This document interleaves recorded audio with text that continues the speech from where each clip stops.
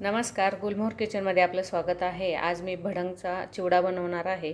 तर त्यासाठी इथे 3 चमचे हे धने घेतलेले आहेत आणि 2 चमचे हे जिरे घेतलेले आहेत। लाल तिखट घेतलेलं आहे, एक जरा जास्त लाल आहे ते घेतलेलं आहे आणि एक थोडंसं कमी लाल रंगाचं आहे ते घेतलेलं आहे। आता हे सर्व मिक्सरमध्ये बारीक करून घ्यायचं आहे। त्यामध्ये थोडासा हिंगही मी घालणार आहे। अर्धा किलोसाठी 2 चमचे हे मी मीठ घेतलेलं आहे आणि अर्धा चमचा हे हिंग घेतलेलं आहे। मीठ जरा थोडंसं कमीच वापरायचं आहे सुरुवातीला, जर वाटलं तर वरून घालता येऊ शकतं। आता हे सर्व बारीक करून घ्यायचं आहे मिक्सरला। पहा, इथे हा मसाला तयार झालेला आहे। भडंग ही भाजून घ्यायची आहे, तशी कडकच आहे पण तरीही एकदा थोडीशी अशी कडक भाजून घ्यायची आहे। इथे कढीपत्ता घेतलेला आहे 1 डिश, 1 वाटी शेंगदाणे, 1 वाटी डाळवा आणि 1 वाटी कापलेलं खोबरं घेतलेलं आहे। आता हे सर्व असं तळून घ्यायचं आहे व्यवस्थित। अर्धा किलो भडंग घेतलेले आहे इथे आणि पाव किलो हे मक्याचे पोहे घेतलेले आहेत। आता भडंग ही भाजून झालेली आहे, पोहे तळून घ्यायचे आहेत। हे पहा, इथे हे मक्याचे पोहे तळून तयार झालेले आहेत। आता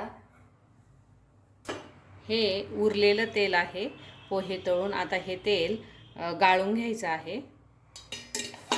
हे पहा, इथे हे तेल मी गाळून घेतलेलं आहे, कारण पोह्यांची कचकच वगैरे तेलामध्ये खाली राहू शकते म्हणून हे गाळून घेतलेलं आहे। आता हे कोमट झाल्यानंतर हा मसाला त्यामध्ये घालायचा आहे। एकदम गरम असताना नाही घालायचा, थोडंसं कोमट असताना घालून घ्यायचं आहे। आता सुरुवातीला हळद घालायची आहे। हळद ही तेलामध्ये चांगली मिक्स करायची आहे। आता हा तयार केलेला मसाला पण यामध्ये टाकून घ्यायचा आहे सर्व।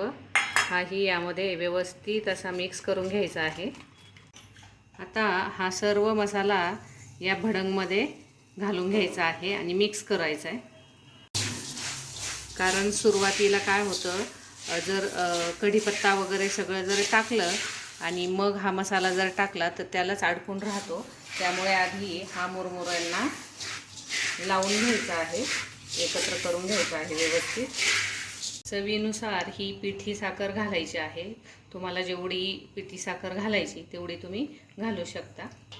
जास्त थोडीशी वापरली आहे पिठी साखर। ही पण आता व्यवस्थित अशी मिक्स करून घ्यायची आहे।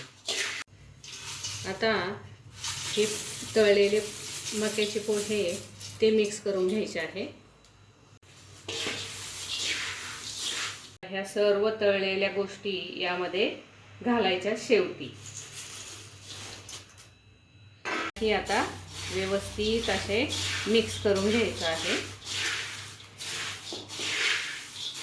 हे पहा, इथे हा भडंगचा चिवडा तयार करून झालेला आहे। एकदम सोपा आहे आणि खूप खमंग आणि खुसखुशीतही लागतो। एकदा नक्की करून पहा आणि व्हिडिओ जर आवडला असेल तर लाईक, शेअर, कमेंट आणि सबस्क्राईब करायला विसरू नका।